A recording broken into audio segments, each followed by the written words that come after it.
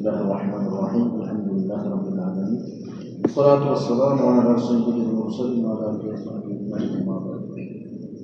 നോമ്പിനെ പറ്റിയുള്ള ഹദീസ് അസ്സൗമി വഅനല്ലദി അജ്സിഹി അല്ലാഹു തആല പറയാണ്, നോമ്പ് എനിക്കുള്ളതാണ്, അതിൻ്റെ പ്രതിഫലം ഞാനാണ് കൊടുക്കുക. എന്താണ് എന്ന് പറയുന്നതുമില്ല.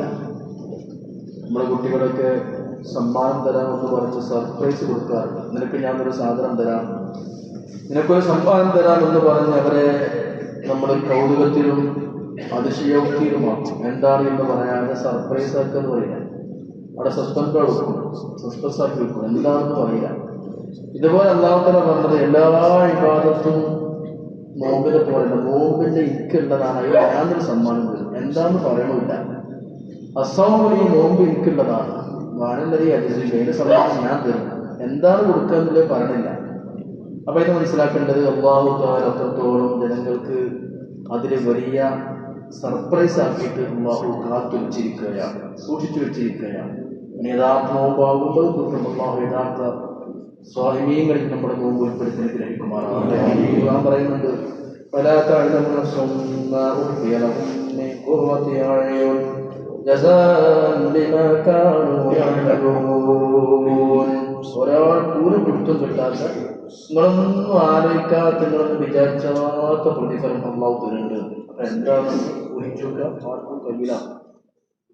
അത്രയും വലിയ മഹത്വം ഉള്ള ഒരു സമ്മാനം തരുന്നുണ്ട് എന്ന് പരിശുദ്ധ ഖുർആൻ പറയുന്നുണ്ട്. അപ്പോ ഈ നോമ്പ് എന്ന് പറഞ്ഞത് അത്രയും വലിയ നമ്മൾ സൂക്ഷിക്കേണ്ട, അല്ലാഹുവിലേക്ക് അടുക്കാൻ പറ്റിയ അമലാണ്.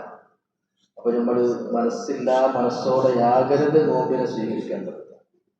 ഏതായാലും അല്ലാഹു നോമ്പ് നിർബന്ധമാക്കിയില്ല. എനിക്ക് എൻ്റെ ജോലിക്ക് ബുദ്ധിമുട്ടുണ്ട്, എൻ്റെ പണിക്ക് ബുദ്ധിമുട്ടുണ്ട്, എൻ്റെ യാത്രക്ക് പ്രയാസമുണ്ട്, പിന്നെ ഇപ്പൊ പകരൊന്നും ഭക്ഷണം കഴിക്കാൻ പറ്റില്ല, കുടുങ്ങിയിട്ട് സഹിച്ചിട്ട് നോമ്പെടുക്കുക എന്നൊരു ചിന്ത നമ്മുടെ ഉള്ളിൻ്റെ ഉള്ളിലുണ്ടെങ്കിൽ അല്ലാഹു സ്വീകരിക്കില്ല.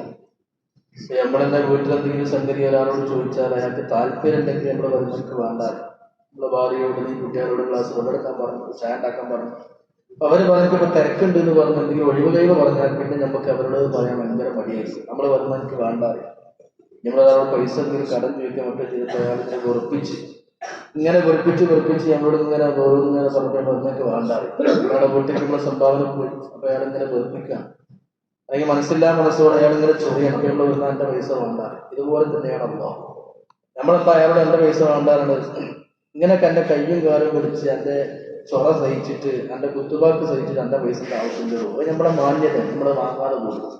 ഇതേപോലെ മനസ്സോടെയാണ് നമ്മൾ നോമ്പെടുക്കുന്നത്. തറാവീഹ് ഇതൊക്കെ മനസ്സിന്റെ ആസ്വാദനം അത് കുടുങ്ങിയിട്ട് എന്താ ചെയ്യാന്നുള്ള നിൽക്കാണ് ആരാധന. എന്താ പറയും, നിനക്ക് വേണ്ട ജനത്തോ, നിനക്ക് ആ മുമ്പും ഒന്നും വേണ്ട. അപ്പൊ നമ്മുടെ അതാണ് നിബിധങ്ങൾ പറഞ്ഞത്, മൻസാമ റമദാന ഈമാനും വഅ്തിസാബൻ. കൂടി ആഗ്രഹിച്ചിട്ടും മനസ്സിന്റെ ഉള്ളിൽ നിന്ന് താല്പര്യത്തോടെ ചെയ്യുമ്പോഴാണ് നോമ്പിനും അതുപോലെ തറാവീഹിനും ഒക്കെ പ്രതിഫലം കിട്ടുക. പലപ്പോഴും നമ്മുടെ ജമാഅത്ത് നിസ്കാരം അല്ലെങ്കിൽ തറാവീഹ് നിസ്കാരമൊക്കെ മനസ്സിന്റെ ഉള്ളിൽ ചിലപ്പോൾ ചെറിയൊരു നീരസം ഉണ്ടാവും. സമയം കൊണ്ടുപോയി ഫുട്ബോൾ ഗ്രൗണ്ടിൽ നമ്മൾ അരമണിക്കൂർ മുമ്പ് എത്തുന്നതിന് കുഴപ്പമില്ലല്ലോ. കളി കാണാൻ വേണ്ടി ഗ്രൗണ്ടിൽ നമ്മൾ ഒരു മണിക്കൂർ അരമണിക്കൂർ മുമ്പേ നമ്മൾ പോയിട്ടു. ഒരു കളിക്കാരൻ വരുന്നുണ്ട്, സിനിമാ നടൻ വരുന്നുണ്ട്, ഒരു പാട്ടുകാരൻ വരുന്നുണ്ട്, യൂട്യൂബർ വരുന്നുണ്ടെന്നാൽ നമ്മുടെ പെണ്ണുങ്ങളൊക്കെ നേരത്തെ അരമണിക്കൂർ 3/4 മണിക്കൂർ മുമ്പ് അവിടെ വെയിറ്റ് ചെയ്യുന്ന യാതൊരു കുഴപ്പമില്ല. എത്ര നമ്മൾ വെയിറ്റ് ചെയ്യും. നാല് കാമത്തുറക്കാൻ ഗടികാരന് കൂട്ടിയാൽ 2 കൂട്ട് കൂട്ടുമ്പോഴേക്കും ഉണ്ടാക്കവിടെ ഉക്കരയുടെ ആൾക്കാർ കുറച്ചുപാടാണ്. മനസ്സിന് നീരസാണ്.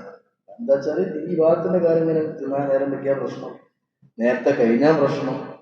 അത് വേറെ ഒരു ഫീൽഡിലോ ബാധകമല്ല. പാട്ട് കേൾക്കാൻ പോയാൽ, ഗാനമേളക്ക് പോയാൽ, വെടികെട്ട് കാണാൻ പോയാൽ, കളി കാണാൻ പോയാൽ, മ്യൂസിക് പരിപാടി ഒന്നും വിഷയമല്ല, നേരം വെക്കാനും വിഷയമല്ല, ഒരു പ്രശ്നമില്ല.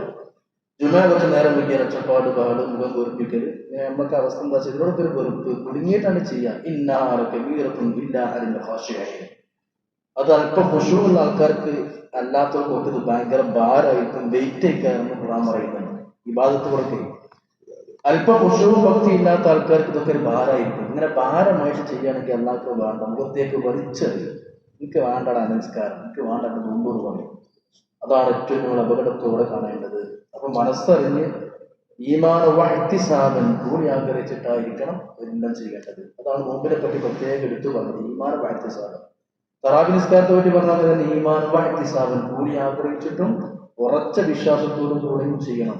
നമ്മൾ ഈ ഭാഗത്ത് തന്നെ ചെയ്യേണ്ടത്. അങ്ങനെ അല്ലാഹു വെറുതാക്കൂല. പ്രത്യേകിച്ച് റമളാൻ ഇഅ്തികാഫ് എപ്പോഴും ഞാൻ ഇത്തിക്കാഫിന്റെ നിയത്ത് ഓർമ്മപ്പെടുത്തും. ഇത്തിക്കാഫിന്റെ നിയത്ത് വെച്ചില്ലെങ്കിൽ ഒരു കാര്യമില്ല. ഇവിടെ ഇരിക്കണം വരെ ഇരിക്കണമൊക്കെ തന്നെ. പള്ളിക്ക് വരുമ്പോഴേക്ക് നമ്മളെ മനസ്സിൽ ഓട്ടോമാറ്റിക്കലി ആ നിയത്തിനെ നമ്മൾ വരണം. നമ്മളൊരാളെ വരെ പോയി പറഞ്ഞാൽ അയാൾ തട്ടൂലല്ലോ. വീട്ടിൽ പോയി പറഞ്ഞാൽ വീട്ടിൽ നിന്ന് ഇറങ്ങിപ്പോ പറയുമല്ലോ അള്ളാഹുവിന്റെ വീടാണ് പള്ളി. അപ്പൊ വീട്ടിലെ ഇത്തിക്കാഫ് ഇരുന്നിട്ട് നമ്മൾ ചെയ്താൽ അള്ളാഹുത്താൻ എന്താക്കൂല, ഒരിക്കലും നമ്മളെ അവഗണിക്കൂല. വീട്ടിൽ ചെന്നാൽ ആരും വീട്ടിൽ നിന്ന് മെയിൻ ചെയ്യും. ഇറങ്ങിപ്പോകുന്നവർ പറയല്ലോ വീട്ടിൽ ചെന്നാൽ മെയിൻ ഏത് ശത്രുവാണെങ്കിലും ഏത് പണങ്ങി നിൽക്കുന്ന ആളാണെങ്കിലും നമ്മുടെ അയാളെ വീട്ടിൽ ചെന്നാലും പരിഗണന ഉണ്ടാവും. ഇതുപോലെ അള്ളാഹുവിന്റെ വീട്ടുകാരനാണ് ഇത്തിക്കാഫ്. ജസ്റ്റ് ഒന്ന് വന്ന് പോകുന്നില്ല ഇത്തിക്കാഫ്, വെറുതെ ഇത്തിക്കാഫ് നീയത്ത് വെക്കുക. ഒരു കുറച്ചേരം അള്ളാഹുവിന്റെ പള്ളിയിൽ ഇത്തിക്കാഫിന്റെ നീയത്തോടുകൂടി ഇരുന്നാൽ ദോഷങ്ങൾ കൊടുക്കപ്പെടും. ആ സമയത്തോളം അള്ളാഹുവിന്റെ മലക്ക് നമുക്ക് വേണ്ടി കൊടുക്കുന്നതോടും ഇൽമിന്റെ മജലിസിലൊക്കെ ഇപ്പൊ സുബഹിസ്കാരം കഴിഞ്ഞ് നിങ്ങൾ കുറച്ച് ഇൽമ് കേൾക്കുക. ഈ ഇൽമ് കേൾക്കുന്നിടത്തോളം ആ രോഗത്തിൽ നിന്ന് കോടാനുകൂടി മലക്കാട് കുറുക്കളുടെ തേടി കൊണ്ടിരിക്കുക. പഠിച്ചോനെ ആ ഇൽമ് കേൾക്കണം, എല്ലാവരുണ്ടാക്ക് കൊടുത്തുകൊടുക്കണം. എപ്പം വരെ നീച്ചു പോയോ അത് നടക്കും. ആ സദസ്സിൽ മജ്ലിസ്, ആ മജ്ലിസ് നിങ്ങൾ പ്രസന്റ് ആവുന്ന കാലത്തോളം. അപ്പൊ അരമണിക്കൂർ ഇരുന്നാൽ അത്രയും സമയം ഇങ്ങനെ വേർന്നു കൊടുക്കാൻ മക്കൾ കുറച്ചൊക്കെ പുറത്തുകൊടുക്കണം. അതില് പത്തിന്റെ നീച്ചാൽ അത് കട്ടാവും.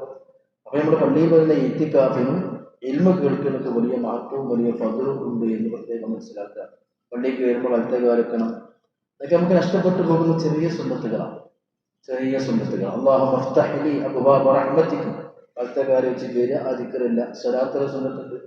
പള്ളിയിൽ കയറുമ്പോൾ അഊദു സുന്നത്തുണ്ട്, ബിസ്മി സുന്നത്തുണ്ട്, സ്വലാത്തുൽ സുന്നത്തുണ്ട്. ഇത്തിക്കാഫ് നിയ്യത്ത്, വലത്തെ കാല്, അതുപോലെ തന്നെ തഹിയ്യത്ത് നിസ്കാരം ഒക്കെ സുന്നത്താണ്. അപ്പോ ഒരു വെടിക്ക് രണ്ട് പക്ഷി, ഒരു വെടിക്ക് എത്ര പക്ഷേ കിട്ടുന്നത്?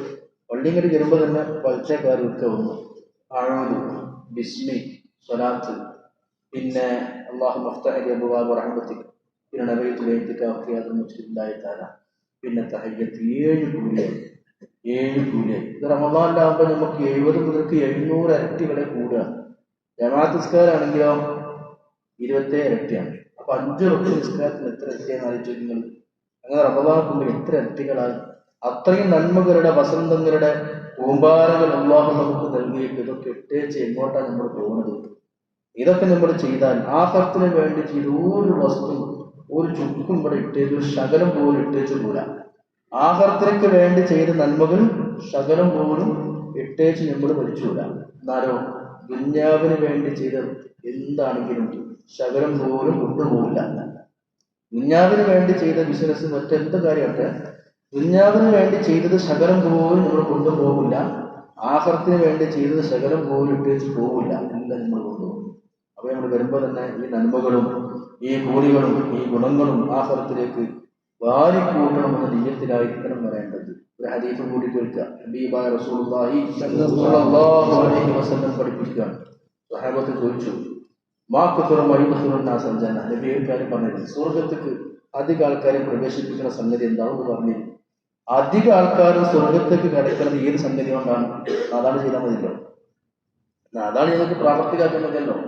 അധിക ജനങ്ങളെയും ഭൂരിപക്ഷം ആൾക്കാരും സ്വർഗത്തിന്റെ അഹലുകാർ, സ്വർഗത്തിന്റെ ആൾക്കാരിൽ ഭൂരിഭാഗം ആൾക്കാരും സ്വർഗത്ത് കിടക്കുന്നത് എന്തുകൊണ്ടാണ്? ഇതിനങ്ങൾ പറയുന്നത് തഖ്വ കൊണ്ടാണ്. ഇതാണ് നമുക്കില്ലാത്ത കാര്യം. നമുക്ക് സാഹചര്യം കിട്ടാത്തോണ്ട് ചെയ്യുന്നില്ല. ഒരാൾ 5 കൊല്ലം ജയിലിൽ കിടന്നു. ജയിലിൽ 5 കൊല്ലം കിടന്ന സെൻട്രൽ ജയിലിൽ എന്നിട്ട് ഓരോ മോചിപ്പിച്ചോ പുറത്തു നിന്നിട്ട് പറയാൻ 5 കൊല്ലം ഞാൻ കണ്ടുപിടിച്ചിട്ടില്ല, 5 കൊല്ലം ഞാൻ വിചാരിച്ചിട്ടില്ല, 5 കൊല്ലം ഞാൻ മോഷ്ടിച്ചിട്ടില്ല. അവർ ഇരിക്കുവല്ല. 5 കൊല്ലം സാഹചര്യം കിട്ടിയിട്ടില്ലല്ലോ. 5 കൊല്ലം ജയിലിലാണ്, പിന്നെ എങ്ങനെ വെക്കാൻ പോവാ? 5 കൊല്ലം ജയിലിലാണ്, പിന്നെ എങ്ങനെ അവനെ പിടിച്ചെടുക്കാൻ പോവാ, പീഡിപ്പിക്കാൻ പോവാ? അപ്പോൾ സാഹചര്യം കിട്ടിയിട്ടില്ല. അപ്പോൾ വലിയ അർത്ഥമല്ല. അപ്പൊ ഇതേപോലെ നമ്മൾ ജയിലിലല്ലെങ്കിലും ഒരു നിരക്കുള്ള ജയിലില്ല. നമ്മുടെ നാട്ടിലെ ജനങ്ങൾക്കിടയിലാണ്, നമ്മുടെ കുടുംബക്കാരും നാട്ടുകാർക്കുന്ന പരിസരത്തുണ്ട്. അപ്പൊ നമ്മൾ എന്തെങ്കിലും റിക്വസ്റ്റ് ചെയ്താൽ നമുക്ക് മാനക്കേടാവും, നമ്മുടെ പേര് പോവും, ആകെ വഷളാവും, നാണം കൂടും, ജനങ്ങൾക്കിടയിൽ ഒറ്റപ്പെടും എന്നുള്ള നിലയ്ക്ക് നമ്മളൊരു ബന്ധനത്തിലാണ് കൊണ്ടത്. അതൊരു ജയിലാണ്. ആ സമയത്ത് നമ്മൾ കുറ്റക്കേട് ചെയ്യാതിരിക്കുമ്പോൾ നമ്മുടെ ഈമാനത്തൊക്കെ വേണ്ടി പറയേണ്ട ആവശ്യമില്ല. നേരെ മറിച്ച് നാടങ്ങ് വിട്ടാൽ, ആരുമില്ലാത്തവർക്ക് എത്തിക്കഴിഞ്ഞാൽ, ഒരാളും അറിയൂല, രഹസ്യമായി ചെയ്യാനൊരു അവസരം കിട്ടിക്കഴിഞ്ഞാൽ ഹെൽമറ്റ് ഇട്ട് മുഖം മൂടിയിട്ട് അല്ലെങ്കിൽ മാസ്ക് ഒക്കെ വെച്ചിട്ട് ബൈക്കിൽ പോയി ഏതെങ്കിലും വൃത്തികെട്ട സ്ഥലത്തെത്തിയിട്ട് ആരും കാണൂല, വേഷം മാറിയിട്ടുണ്ട്, ചിലപ്പോൾ വേറെ ആളെ ബൈക്ക് അല്ലെങ്കിൽ നമ്മളെ ബൈക്ക് തന്നെയാണ്, നമ്മൾ മാസ്ക് ഇട്ടിട്ടുണ്ട്, ഹെൽമെറ്റ് ഇട്ടിട്ടുണ്ട്, ആരും കാണൂല, ആരും അറിയില്ല. രഹസ്യമായി ഏതെങ്കിലും സ്ഥലത്തേക്ക് എത്തി ചെയ്താൽ അതാണ് നമ്മൾ ചിന്തിക്കേണ്ടത്. അപ്പോൾ തെറ്റിരിക്കു പോകും. തഖ്വ എന്ന് പറഞ്ഞാൽ അള്ളാഹുവിനെ ജനങ്ങളെ പേടിച്ചില്ല, ആൾക്കാരെ പേടിച്ചില്ല, ഒന്നുമല്ല. അള്ളാഹു എന്ന ചിന്ത കൊണ്ട് തെറ്റിന്ന് വിട്ടു നിൽക്കാനുള്ള യോഗ്യതയാണ് തഖ്വ. അതുണ്ടെങ്കിൽ അതാണ് സ്വർഗത്തിൽ കിടത്ത്. കുറെ നിസ്കാരം നോമ്പൊന്നും അല്ല, അതിനകത്ത് നിസ്കരിക്കേണ്ട നോമ്പെടുക്കേണ്ടതില്ല അല്ല. നമുക്ക് തഖ്വ ഉണ്ടാവില്ല, വിവാദത്തിൽ ഒരുപാട് ഉണ്ടാവും ചെയ്യും. ഇതാണ് നമ്മളൊക്കെ ഒരു ആവറേജ് മുസ്ലിമിന്റെ നമ്മളൊക്കെ ഒരു സ്വഭാവം. സ്വലാത്ത്, തസ്ബീഹ്, സ്വതക്ക, ജീവകാരുണ്യ പ്രവർത്തനം, സംഘടനാ പ്രവർത്തനം, രാഷ്ട്രീയ പ്രവർത്തനം, പാവപ്പെട്ടവർക്ക് വേണ്ടി ഒക്കെ നമ്മുടെ മുമ്പിലുണ്ടാവും. ഏതുണ്ടാവില്ല? തഖ്വ ഉണ്ടാവും. ചാൻസ് കിട്ടിയ അപ്പൊ പണി പറ്റും. ചാൻസ് കിട്ടിയാൽ അപ്പൊ നമ്മൾ കണ്ടം ചാടും. അല്ലെങ്കിൽ ചാൻസ് കിട്ടിയാൽ അപ്പോൾ ഒന്ന് കുടിച്ചാനോ പിടിച്ചാനോ എന്തെങ്കിലും പോകും. ഒരു വീക്ക്നെസ് ഇല്ല, പെണ്ണിന്റെ വീക്ക്നെസ് ഇല്ല, അല്ലെങ്കിൽ വൃത്തികെട്ട പ്രകൃതി, ഇതൊക്കെ മനുഷ്യന്റെ അവസ്ഥയാണ്. അപ്പോൾ അവർക്ക് എല്ലാ നന്മയാണ്. നാട്ടിൽ എല്ലാ കാര്യത്തിലും ഉണ്ടാവും. കല്യാണ വിഷയത്തിലൊക്കെ മണ്ടിപ്പായാലും ആക്കിച്ചാനൊക്കെ ഉണ്ടാവും. എല്ലാവർക്കും ഉപകാരം. പക്ഷെ മുമ്പ് ഈ വീക്ക്നെസ് ഉണ്ട്. ഒരു കാര്യം അയാൾ സ്വർഗത്ത് കിടക്കൂല. കാരണം അയാൾക്ക് എത്ര നന്മ ഉണ്ടായിട്ടും കാര്യം തഖ്വല്ല. 90% ആൾക്കാരും സ്വർഗത്ത് കിടക്കുന്നത് തഖ്വ കൊണ്ടാണ്. അപ്പോൾ അത് ഉണ്ടാക്കാനാണ് നോമ്പ് അത് നമുക്ക് തന്നത്. അല്ല പട്ടിണി എടുത്തിട്ടുണ്ട് അള്ളാഹ് കിട്ടാൻ. ലഅല്ലകും തത്തഖൂൻ, നിങ്ങൾക്ക് തഖ്വ ഉണ്ടാകാനാണ് നോമ്പ്. അപ്പൊ അധികം ആൾക്കാർ സ്വർഗത്ത് കിടക്കുന്നത് തഖ്വ കൊണ്ടാണെന്ന് നബിയുനാ റസൂലുള്ളാഹി കേട്ടോ. പിന്നെ സഹാബത്ത് ചോദിച്ചാണ്, നബിയെ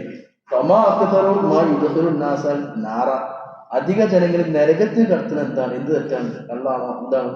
അപ്പൊ നബി പറഞ്ഞ മറുപടി അല്ല ജുവഫാൻ, അതായത് എല്ലില്ലാത്ത രണ്ട് വസ്തുക്കൾ തൊള്ളയാണ്. അതാണ് നരകത്തിൽ കടത്തുന്നത്. അൽ ഫമു, തൊള്ള. നാവിന് എല്ലില്ലല്ലോ. വൽ ഫർജ്, കുറ്റാവയം, അവിടെ എല്ലില്ലല്ലോ. ആളുകൾ ശരിക്കും മനസ്സിലാക്കുക. അത് ഇറച്ചിക്കണ്ടാണ് അവന്റെ ലൈംഗികാവയം. നാവും അങ്ങനെ ഇറച്ചിക്കണ്ടാണ്. ഈ എല്ലില്ലാത്ത രണ്ട് ഇറച്ചി കഷ്ണാണ് അധിക ആൾക്കാർ നരകത്ത് കടത്തിയത്. അൽ അജുവഫാൻ, തൊള്ളയായ വസ്തുക്കള്. വായും അവന്റെ ലൈംഗികാവയവും. സ്വർഗത്ത് കടത്തിയത് തഖ്വ. ഈ തഖ്വ എന്ന വിശേഷമായ ഒരു വലിയ യോഗ്യത, അതൊരു വലിയ ക്വാളിറ്റിയാണ്. ഭയങ്കര വലിയ ക്വാളിറ്റിയാണ് തഖ്വ എന്ന് പറയുന്നത്. ഭയങ്കര ക്വാളിറ്റിയാണ്. ഒരു വ്യക്തിക്ക് ഉണ്ടായിരിക്കേണ്ട ശുദ്ധി ലൈംഗിക ശുദ്ധിയാണ്. ഫസ്റ്റ് ഓഫ് ഓൾ ലൈംഗിക ശുദ്ധി. സെക്കൻഡ് വൺ സാമ്പത്തിക ശുദ്ധി. തേർഡ് വൺ ആത്മശുദ്ധി. ഈ 3 ശുദ്ധിയാണ് ഖുർആൻ പ്രത്യേകം എടുത്തു പറയുന്നത്. ഇതൊക്കെ കൈവരിക്കാനാണ് റമദാനൊക്കെ നമുക്ക് തന്നത്. അപ്പൊ അള്ളാഹു തആല ഇതുകൊണ്ടൊക്കെ തഖ്വ കിട്ടണം. അതേ കാര്യം അള്ളാഹു മുത്തഖീങ്ങളെ ഉൾപ്പെടുത്തി ഗ്രഹിക്കുമാറാണ്. ഇപ്പോൾ എന്താ പറഞ്ഞത്? സ്വർഗത്തേക്ക് അധികം ആൾക്കാർ കടത്തിയത് തഖ്വയാണ്. നരകത്തേക്ക് അധികം ആൾക്കാർ കടത്തിയത് ഫമും ഫർജുമാണ്, നാവും അത് ലൈംഗികാവയവമാണ്. നമ്മൾ വളരെ ശ്രദ്ധിക്കുക. ഇത് രണ്ടും ശ്രദ്ധിച്ചു കഴിഞ്ഞാൽ അവിടെ രക്ഷപ്പെട്ടു. ഇത് രണ്ടും നമുക്ക് ശ്രദ്ധിക്കാൻ പറ്റും. അതാണ് ഞാൻ കഴിഞ്ഞ ജുമയ്ക്ക് പറഞ്ഞത്. നിസ്കരിക്കുമ്പോൾ കള്ളമ കയ്യട്ടുണ്ടല്ലോ, അതൊരു ചരകെട്ടലാണ്, ഒരു അമ്പിടലാണ്. നമ്മളെ താഴേക്കുള്ള ചിന്തക്കുള്ള ഒഴിവാക്കുക. പള്ളി പിന്നെന്തും ലൈംഗികമായ ചിന്തകളും. ലൈംഗികമായ താഴെ എന്നിട്ട് കൈ കെട്ടിയിട്ട് ചില കെട്ടിയിട്ട് ബന്ധിച്ചിട്ട് അവൻ ആത്മീയമായ ഉന്നതമായ നിലവാരത്തിലേക്ക് ഉയരട്ടെ. താഴേക്കും ചിന്തിക്കുന്ന വേണ്ട, പള്ളിയും ഫർജും ചിന്തിക്കുന്ന വേണ്ട. ഇതൊക്കെയാണ് മുമ്പ് കൊണ്ട് കിട്ടേണ്ട യോഗ്യത. അല്ലാഹു മുത്തഖീങ്ങളെ ഉൾപ്പെടുത്തുമാറാവട്ടെ.